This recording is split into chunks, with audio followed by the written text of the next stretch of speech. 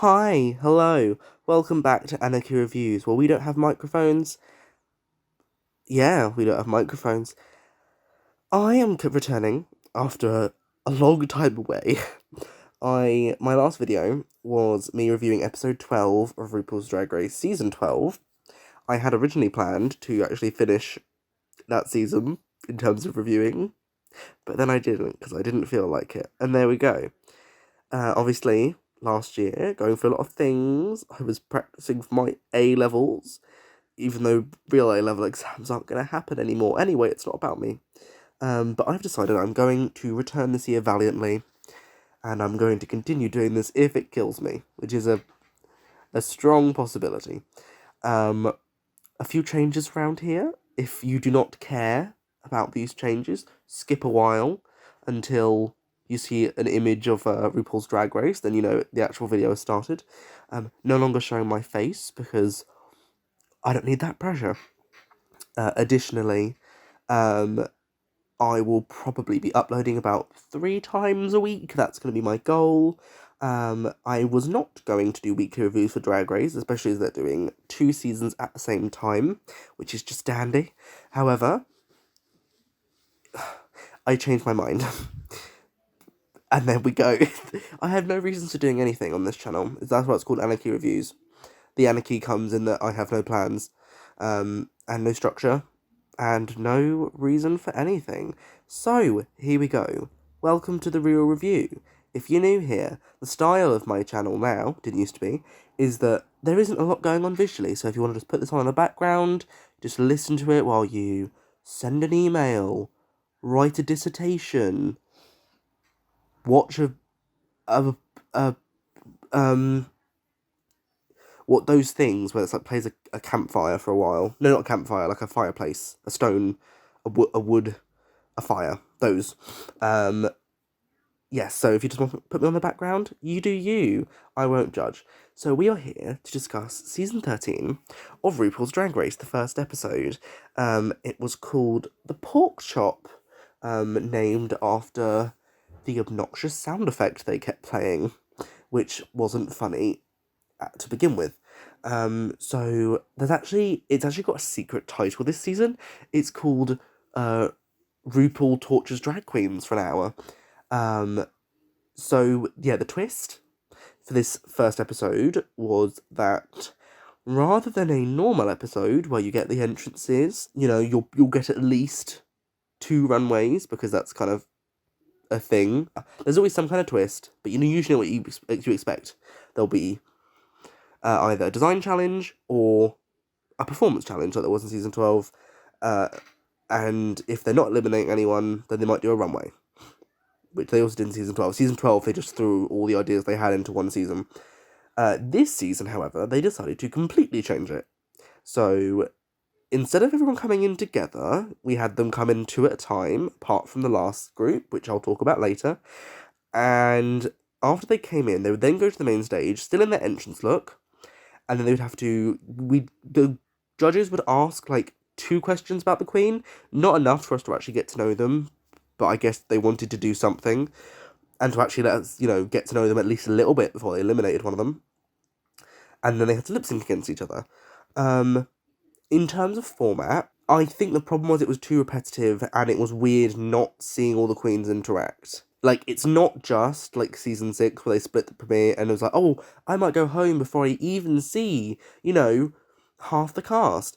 If they actually, stick with what they... spoilers, by the way, I guess, but, like, you're watching a review of a reality TV show, you're not going to watch it if you haven't seen the episode. The problems I have with this, beyond that, one of the queens is possibly going to go home after only competing against one of them properly because voting against people you don't really know doesn't really count as competition. Yeah, not sure how I feel about that.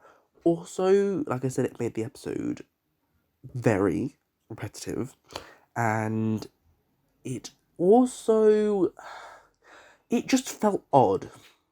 It felt unfamiliar, it felt scary. It was also interesting that for the first time, and this is probably something to do with the pandemic, they actually did not get a huge guest judge for the first episode, which had become a trend. It could also just be because they were, like, struggling generally, to find somebody. I mean, it probably also was because of the pandemic, but it's not that they weren't good. Obviously, Lady Gaga was the first one. Then you had Christina, then you had Miley, then you had Nicki.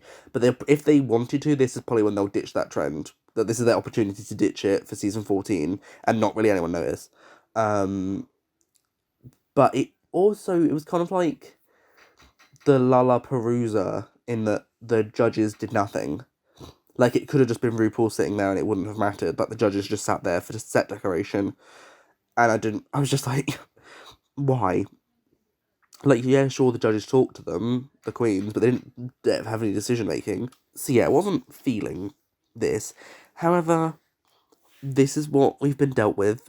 We only have one look to talk about. It means this review will be pretty short. So let's just get on with it. The first pair was Candy Muse and Joey J.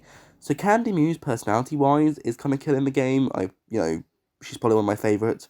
I quite liked her look. It was rather telling that I actually forgot that Dahlia walked in with a similar look. I didn't actually know that. Sort of shows much from the impression she made.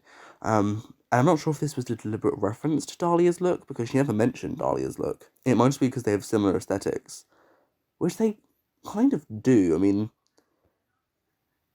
because both of their promos had, chaps. Anyway, yeah, she was great. I think it made sense, even though 6 different queens all thought they were the first to enter the workroom, which was kind of interesting. I did like that Candy was the first. And her look was kind of lip sync appropriate, but not. But we'll get to that in a minute. So yeah, she did good. Checking all the boxes: personality, storylines with the whole, former House of Harja. Going further than her drag sisters. Yeah. And then you've got Joey. So I kind of liked Joey's entrance look, even if it wasn't particularly stand out. When I saw Joey's entrance look, I initially believed, and I still kind of do, that maybe they somehow knew they were going to lip sync, because Joey was literally wearing a lip sync outfit. Like, she was prepped, but then there were certain people who didn't wear lip sync outfits, and you could tell. So I don't know. If this had been a regular entrance look, which... it's also unfair, because when you're walking into the work with an entrance look, assuming they weren't told they had to lip sync, they didn't know they didn't know they'd have to move in the outfit. So unlike a normal entrance outfit, this outfit also has the criteria of it has to be easy to lip sync in, which is just unfair. But yeah, if there's been a normal entrance, I probably wouldn't have been as enthused about Joey's outfit, but because it happened to be a lip sync episode, it kind of worked out for her, and I did like it. Although I think it's extremely bizarre. This is another reason I thought somehow she must have known. It's extremely bizarre for a queen who goes on about how she doesn't wear wigs to walk into the workroom wearing a wig. It doesn't really make any sense to me. Which is why I'm not sure if somehow she telepathically knew she would need longer hair to lip sync in. I don't know. So the lip sync was to Call Me Maybe by Carly Rae Jepsen. We've now basically exhausted Carly Rae Jepsen because we had Cut to the Feeling, which was the first song, which was a song I liked at the time and didn't expect to get a lip sync song. Then we had I Really Like You on Canada's Drag Race, and now we have Call Me Maybe. So we've exhausted all the Carly Rae Jepsen options. It was a pretty good lip sync. I was conflicted on Candy winning. I mean, I knew Candy was going to win because the lip sync was edited, so it was very clear that Candy was going to win because the focus was on her the whole time. The only moment Joey got where it was about her was when she was frightened of the other voices and the violins. Candy's was more interesting and more original. However, I did get the general... Sorry if you hear any squeaking. I did get the general vibe that she was very nervous. And I also thought that some of her moves, although well thought out, I think it was the nerves, like the flipping the coin in the well and the violins, that they weren't bad moves. Obviously the boombox thing was iconic. But she didn't seem confident in them. And then at some point she started holding her outfit together. And I was like, oh, I don't know. I don't think she lost. I think if they could have said either one, and I would have said, okay. But I think it was also kind of disappointing because when the lip sync finished and in the 10-minute preview they didn't show you who won, I was like, well, Candy's going to win. Whether I think she deserves to or not, she's going to win because the lip sync edit made that obvious. But, I do like Joey as a person. I didn't say if I like Joey as a person. I do like Joey as a person. I think her personality's fun. I think on the main stage she got a bit nervous and she repeated her clucking and bucking line, which was a bit awkward. Um, but I would be honest. If I had to pick, I would rather have Candy Muse around for longer. So if there is genuine risk of someone being eliminated, I'm glad that Candy is safe. Um, yes. Also, the lip sync song, surprisingly, even though Call Me Maybe was like a one of those songs that everyone was talking about and it like got stuck in your head, it's not a particularly good lip sync song in my humble opinion. So yeah, on to the next one. So we have Denali and La La Ree. So Denali, one of my favourites. I'm not Team Denali, but I would like her to go far. I think what I liked about her so much is she was the only one. Well, no, she wasn't the only one, but she had one of the best entrance lines. Let me break the ice. That it was clean. It was simple. It made sense. Because these entrance lines are getting real complex now. Like some people are having whole essays. And then her look was great, gorgeous, stunning. I love the braid, I love the skates, I love the dress. It was just great. It was amazing. And she's also another queen who I think I don't know. They can't have known they were going to lip sync because why would she have worn skates? And why wasn't she allowed to change her footwear? Like they've had queens change footwear on the main stage before for a lip sync, so and not just on All Stars, on regular seasons as well. So I think that was kind of, rigor mortis. But yeah, loved Denali, loved her personality. Lara Ree, I really liked her personality. Was not living for the look. Because firstly, although it was an homage to Beyonce, in that it was one of Beyonce's looks, the fabric looked nicer, and the cut was slightly different. And it's an outfit where it's a blazer with no pants and a high neck top, which is quite hard to pull off, in my opinion, unless it's perfect. And additionally, Beyonce had hair which was big and up and back. It was out of her face. It was this like sort of high ponytail. It was, it was a way. Lala Ree wearing this long, well, it wasn't that long, but like it wasn't voluminous. There wasn't any volume, and it was straight. Well, it was wavy, and it was, I know nothing. I keep contradicting myself, but it was, a bit flat.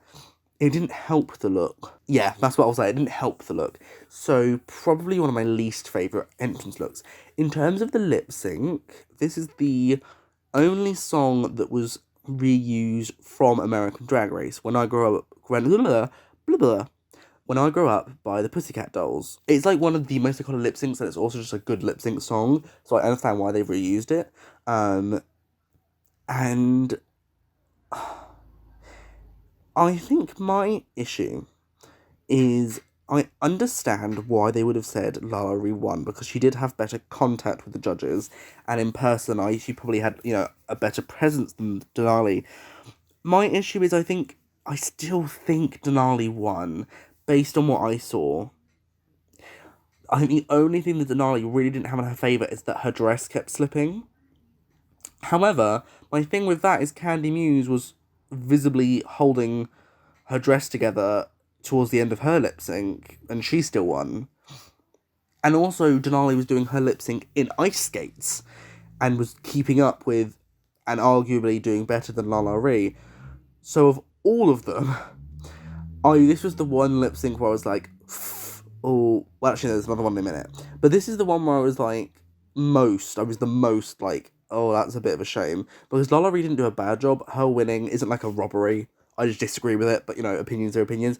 But it's just like, oh, I wish they could have had like a double save. Because Denali didn't deserve to be in the bottom 7 for that lip sync. But we're moving on. We have the next pair, which is Simone and Tamisha Iman. So Simone, I'm Team Simone. Team Simone for the win. Her look, very conflicting. I love it in pictures. I love it when I've seen screenshots and she's in certain poses. She looks amazing. Didn't love it so much in movement when she was walking, because it looked a bit up and down. It looked a little bit just sort of straight. There was no real shape to it, which maybe was deliberate. I'm not a fashionista, so I don't know what's in, right now. but I would have liked something.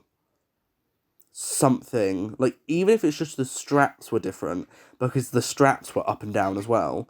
But she looked beautiful, she had a great wig on. And she's my favourite in terms of personality. And then we had Tamisha Iman, who had... Oh, she also had a great entrance line. Don't let the smooth taste fool you. That was a good entrance line. Speaking of entrance lines, Tamisha Iman, who... Apparently she was referencing a well-known performance of hers, I think. I don't know. It was kind of... It was baffling. But her look was pretty good. I don't know how I felt about the shoulders. However, I think the problem was mainly her wig. Her wig was like... I don't think it should have been a long wig. I think it should have been bigger. Because I just don't like... I think it made everything look heavy. I don't think the shoulders were the problem. I think having those big shoulders and then having this like hair that isn't very big, I just don't think they work together.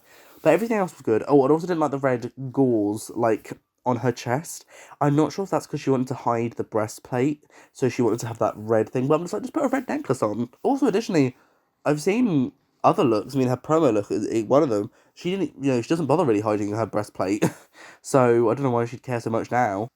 Basically two entrance looks that I was very conflicted by, but both have a great personality, and Tamisha Iman is, like, when they cut to Tamisha Iman in the confessional, I was just like, that's just so unfair. How dare you look so good? God, Jesus. I don't even look that good. I'm not even 19 years old yet. I'm already fading away. Oh, anyway, moving on to a more cheerful subject. The lip sync to The Pleasure Principle. Now, I've never heard The Pleasure Principle before. I'm sorry, please don't hurt me, please. But I really liked the song. It was a good lip sync, and it was a tough lip sync, but not in like a, tricks and dips and stunts way. It was a tough lip sync, and they both did different approaches, which were both just as good. So Tamisha was giving you Janet. She was like, I am Janet. I am Miss Jackson if you're nasty, It sounds very English when I say it in my accent. Miss Jackson if you're nasty. And then Simone was giving you face. She was giving you character. She was giving you emotion. She was giving you comedy. But she wasn't really doing too much. She wasn't, like, overdoing it. And also she knew the song well in terms of the music. She didn't just know the words well. She didn't know the words great as well. But, like, you sort of... What's that thing? I don't know what you call it. When you, like, move your finger to the beat. Priyanka did it in her Hello lip sync in Canada's Drag Race, where she knew the song so well, she knew, like, to hit the beats. Whatever that's called. So it was great. Tamisha's only problem is that because she started off at full Janet, when she kept at full Janet, it was less impressive by the end of it, but she did a good job. This is another instance of I feel bad because, and we'll get to the end why this is RuPaul's torture race, is there are so many queens in the bottom 7 who didn't do a bad job, but are, quotation mark, losers. Even if they, don't get eliminated next week, they are still, oh, I lost the first lip sync.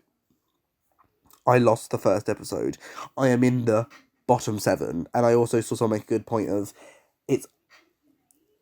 it feels much more unlikely that anyone who landed in the bottom 7 will go on to win it than it does for the people who won the first 6 lip syncs of the season. It feels kind of like, ow. But you did lose the first lip sync, so should you be American Next Superstar? That kind of vibe. But yeah, so it was a shame. Also, obviously, with the great, amazing story of Tamisha was meant to be on season 13. Apparently, that's why Jada was so last minute, because Jada said that she had hardly any time to prepare, because she was the last girl called. Which is funny if that's the case, because it means that had Tamisha not had to drop out, sadly, because of her diagnosis, then Jada wouldn't have gone on, and therefore Jada wouldn't have won. So it was amazing, within a year of diagnosis, she went from not being able to walk because of her treatment to then being back on the show and walking in heels and, living the Janet Jackson fantasy. Great job, Tamisha. It's also torturous of, like, after all that, she just told you her story. She gave you, she opened her heart to you, and then you go, you just got the pork chop, sashay away. God, that's when I was really like, this is rough, this is hard. This is hard on these girls.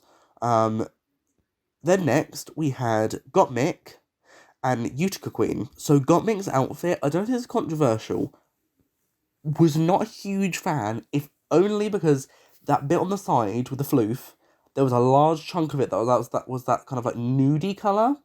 I am just not a fan of nude fabric, and I cannot tell you why. Like, seriously, that nude runway was a nightmare for me. But I was just not. I'm just not a fan of nude fabric. Like with Akira's face Kini look, I was like, this is great. It's a shame I hate nude fabric. So no matter how cool the concept is, I hate this outfit because the entire thing is made out of this nude fabric. I just hate it. I don't know why. So if the whole thing had been this bright neon, or less of it had been of the nude, I would have really enjoyed it. But I just couldn't because there was so much nude in it. I'm really sorry. I'm really sorry. Gottmik, I was conflicted once again. Lots of conflicting feelings. And then Utica Queen, I loved it. I loved everything about this look. My mum said it very accurately that it is if Doctor Who was drag queen. I loved the mismatching patterns. I loved a lot of pants. I loved the hair. I'm not sure. I will say, maybe I could have. I don't know if I would have had the hair with this look. Maybe. But I did like the hair on its own. I loved the strawberry in it. There was a bit of a disconnect between the body and the wig and the strawberry. But her explanation for the strawberry was so endearing. I was kind of like, you do you. You know, your explanation was so funny. I gotta love it. I've also just realised I kind of bounced off of Gottmik quite quickly. I love Gottmik's personality. And also, you know, obviously, time to crash the system is Gottmik's line. Interestingly enough, they did not spell it CIS when they put it on the promotional material, because obviously that's the clear joke. System. So that's kind of interesting that WoW did not want to actually fully say, you know, crash the system. You know, how progressive. But Gottmik being there is a step. It might be a small step, because having trans people on a program doesn't mean the program isn't misogynistic. But I like Gottmik, and I also do love Gottmik's makeup, even if I do actually... Oh my god, I feel like I sound like I just hate Gottmik's wardrobe. I don't think the white face worked as well with this entrance look as it did for her promo and reveal looks. I'm sorry, I'm sorry. So moving on to the lip sync, it was Rumours by Lindsay Lohan, the first Lindsay Lohan song to ever be on RuPaul's Drag Race, and probably the last. It was not a great song to lip sync to. Are we going to be controversial here, possibly? I would have given it to Utica. I thought Utica did a better job. The reason here is because the thing with Utica, she did not know all the words. So, on a fundamental basis, I also understand why Gottmik won. Because Gottmik, from what I saw, had the words put down pat, and Utica didn't. And with a lip sync, it's extremely important to know the words. However, Gottmik really wasn't giving me a life or anything, really. Like, it was a lip sync. Gottmik wasn't really giving me anything. Utica was giving me personality. Utica was giving me comedy. Utica... Oh, God. Maybe I just a Utica bias, though. That is very likely. But, yeah. But then Utica's, like, the only one who, like, really, you know, gave into her... I'll get you for this, RuPaul. She was the only one that could actually give a proper exit line, because a lot of them tried to, or didn't know what to do because they weren't sure what was going on. Utica was just like, you know what, I've accepted it, I'm going to give an exit line. So my only thing is, at least if Utica goes home next week, she'll have an exit line. Like a real one we can use. Then next was Rosé and Olivia Lux. Rosé is... And put it out there now, I'm judging people as they've been presented on a reality show, which is extremely edited down, and also has storylines created by producers. So I'm not judging people, I'm judging presentations of people that are likely not to be realistic of who they are at all. Like, you cannot ascertain somebody's personality overall with all the little minutiae and little details and complications from a reality show which is, 16 episodes long, and they're probably not even in half those episodes. So... Oh, that was a read. I just suggested they're going to go home early. Oh my god. I didn't mean to do that. But Rosé is my least favourite, going off of what I have seen. Only because there's this ego, which isn't charming. It just comes off as well arrogant. And sadly, after really, really liking her promo look, like, really, I loved her promo look, to see her walk in a really, like, it wasn't stimulating, that's what I'm going to call it, because it wasn't even bad, it just wasn't stimulating. I wasn't a fan of the wig. I'm worried because at first, I was like, oh my god, everything's going to be pink, that's fine, and then she walks in with this, I'm like, oh, if everything's going to be this pink, no, because I didn't like this pink outfit. It just wasn't interesting or exciting. I thought the gag of, like, the tooth was fine, you know, it's fun, but I thought it was bizarre that she then wiped it off rather than just keeping it and using it on the first girl who walked in. I mean, if you want to wipe it off after that, that's fine, because you don't want to keep doing the same bit. But it was kind of weird. Also, citing your inspirations as Robin Williams and Jim Carrey, those are big shoes to fill. And I don't know if that helped her by giving herself really, really, really, like, great comparisons, because then I'm just like, okay, give me Jim Carrey then. Give me Robin Williams. I want to see it. I would like to see it, you know. Her makeup was not bad. I'm not sure what was going on, because her makeup in the promo looked fine. Well, it looked good, she looked beautiful. And I've seen other pictures of her in makeup, and she looks amazing. But she just didn't look amazing today. I'm not saying she isn't beautiful, but she wasn't looking beautiful tonight, you know. That's kind of the vibe. That's the vibe we're going for. I sounded like a half American accent. Don't know what I was going for there. I feel bad because I don't want to, like, shit on somebody, but Rose, you like, and it's a shame because I know Rose is not going to go home next week. Because if I had to lose somebody, I probably would pick Rose. A fellow New Yorker of Rose's, Olivia Lux, walks in. Wasn't loving this look either. Mainly because of the fabric choice. If the fabric had not been entirely, like, would you say ruched? Is that what it is? I guess that's, let's say ruched. If only parts of the fabric had been ruched to accentuate a silhouette or to make a pattern or something, that would have been fine, because I liked the two patterns. I feel like me and my mum are the only people who liked her wig, because I've seen everyone else talking about how her wig is bad. I actually really liked the wig. It's just the whole thing looked like a curtain, and I liked that the look was a reveal. It's interesting. I guess she was just prepared when she came in. She's like, I don't know what they're going to make me do, so I'm just going to come in with a reveal look. But obviously Olivia Lux, the highlight is personality. She could be the most gorgeous, you know, drag queen in the world, and you still go, oh my god, look at her smile, because her smile is great, her personality is great. I don't think she's going to win, but I wouldn't mind if she did. Like, I'm kind of low-key, high-key, low-key rooting for her. Then the lip sync was to X's and O's by Elle King. I actually really like the song. I really like the song for a lip sync. At first, I was like, okay, Rose is going to eat Olivia Lux up, especially as Rose, you know, especially as Rose will find any opportunity to big herself up and was like, I'm an amazing lip syncer.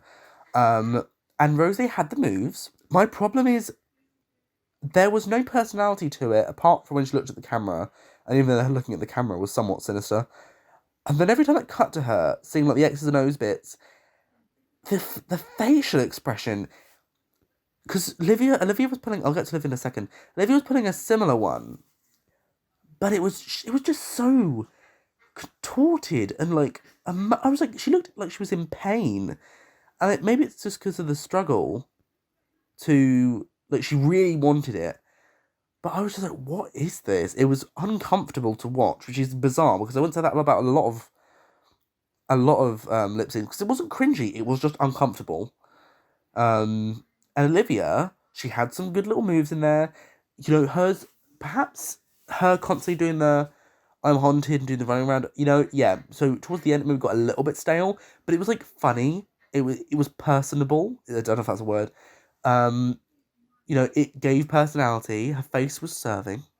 I'm never a fan of an air instrument. I'd stay away from it if you wanted to impress me. However, it is one of the better examples of an air instrument, probably because she might know how to play a guitar. I know she plays piano. She's very musical, so she probably actually knows how to play a piano. Not piano, guitar, I meant. And also, when she was, even if she doesn't, when she was doing it, she at least was somewhat strumming to the beat, to the music. No, she was, whereas other people just do rocked out and they just wiggle their hand around, just willy-nilly, even though what they're doing has no correlation with the music I'm hearing, you know. But yeah, so Olivia won. Then her moment was somewhat mired by Rosé's very uncomfortable reaction. Um, but I don't blame Rose because I'd have a similar reaction. I think the problem was when Rue said what the situation was, you had a bit of time to like understand what the situation was. So when RuPaul said Olivia Lux, Chanto, you stay, I understand it turns out that's not the case. But Rose, it did seem a little bit rude because she somewhat took the moment away from Olivia. But it's not a situation where I'm like, oh my god, that's so rude of you, Rose. Because in this moment, again, we'll get to it at the end, RuPaul's torture race. Then the last group was Tina Burner, Kimora, Mackie Hall, and Elliot with two T's. There was rumours that apparently there was a 14th Queen sequestering, and then the Queen got eliminated before production even began because of possibly a redacted pie situation. I don't know if that's true. That's one of those things there'll be no way to correlate it because I don't think the Queen, if that's true, is ever going to admit to it. And because if she only sequestered and didn't even film, then the chances are she probably was only off of social media for like a week or so, and people just assumed she was at Drag Race. She could have been doing something else. But yeah, if that's the case, then that would explain this.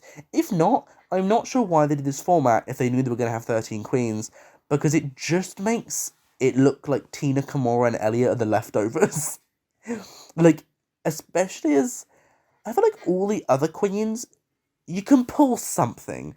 You can find something which links them together. I can feel chemistry of some kind. I feel like Kimora, we clarified. I feel like Kimora, Elliot, and Tina had a weird vibe. They didn't really go together, so it did just feel like they went, these three are left. They can go on. In terms of looks, these really made me think that like they weren't lip sync prepared because Tina and Kimora were not dressed to lip sync. Elliot kind of was, but not Tina and Kimora. Tina's look at first I was like, what is this? Because yellow and red always clashes and always to the eyes. When you first see it, it's kind of like a flash grenade. You're kind of like, oh my goodness, you're like discombobulated, and then you just all of a sudden you can just hear the McDonald's theme tune. But once I looked at it more and I saw all the details, like the hose and the badge purse and all these things, I was like, it kind of does work. I do think the boot covers were a little bit weird, but they kind of worked. I don't know. At least it was out there, though. I mean, I feel like a lot of the comedy campy queens, their fashion doesn't tend to always be up to par, and their looks kind of like either basic or they can't really do glamour, or they're not put together, or what, this, that, and the other. This is not glamour, but it is put together. Like, it's a finished look, and I appreciate that. I'm not sure how much more I can do the red, yellow, and orange. I liked it for the promo. I actually was one of the few people I saw who actually liked her promo. I loved the wig, I love the yellow dress. I think her confessional look is adorable, rather attractive, actually. Tina's a little bit old for me, but, not a bad-looking man. And the entrance look, once I got used to it, I was like, okay, I can contain this information. My brain isn't going to explode by looking at it. But I don't want to see it all the time. So I'm hoping we're going to get some variation. And hopefully there isn't like a red or yellow runway, because it's just going to be like, oh wow, the colours she already wears all the time.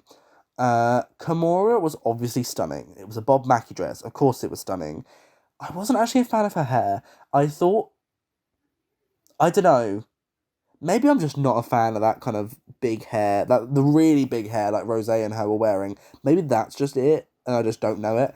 I just wasn't a fan of the hair, but the dress was gorgeous. Kimora is gorgeous. However, I have a problem with the fact that so far, she was funny on the runway. I will say she was funny on the runway when she talked about Jada's feet, but I'm hoping there's more than Mackie, because all I've heard since she's been announced is the Mackie doll this, Mackie that. It's the Mackie Rayner over here, and I don't think it's wise to make your entire identity on Drag Race about somebody else. But she did have personality, which I was glad. I just hope she learns to show it more and not. She asked. It was kind of iconic when she asked Tina, "Who are you wearing?" on Drag Race. She said, "Who are you wearing?"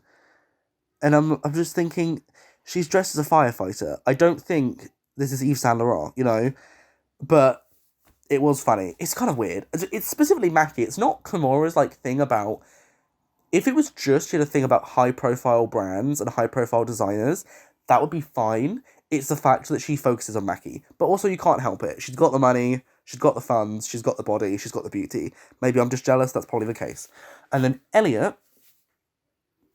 I liked Elliot's look. I thought it was cute. My mum said it was actually something she would have worn in the 80s. So in terms of going for that 80s house... Well, not house... It's weird. She says always, like, 80s housewife, but I think just generally 80s is kind of her thing.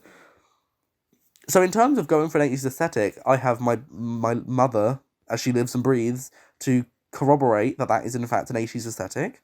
Although my mum says that at the time, they trying to get your hair that pink blonde colour would have literally killed it because you were pouring straight peroxide onto it. And then the three-way lip sync was to Lady Marmalade, which is not the first time it's been on Drag Race. It is the first time it's been on American Drag Race. It was first used in Drag Race Thailand.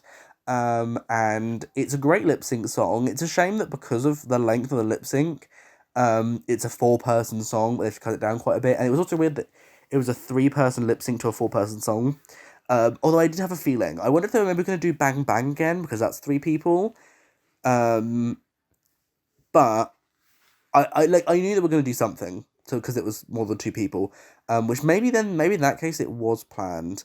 Or maybe they were going to have 14 queens to have the last lip sync be a 4-way. I don't know. I'm confused.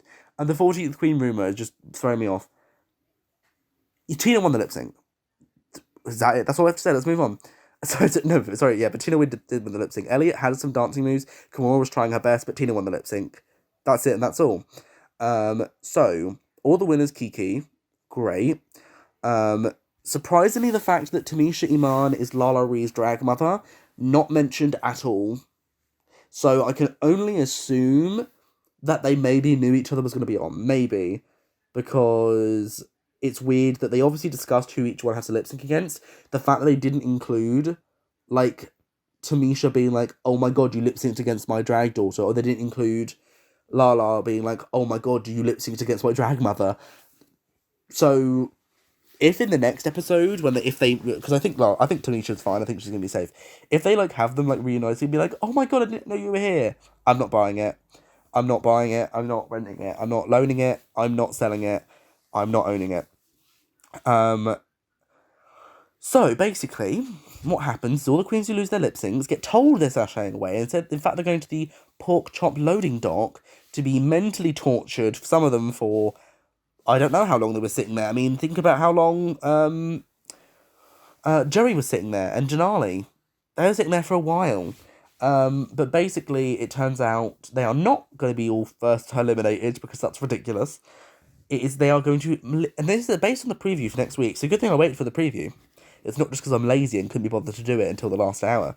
According to the preview, it does actually look like they are going to vote All-Star style with the lipsticks and everything.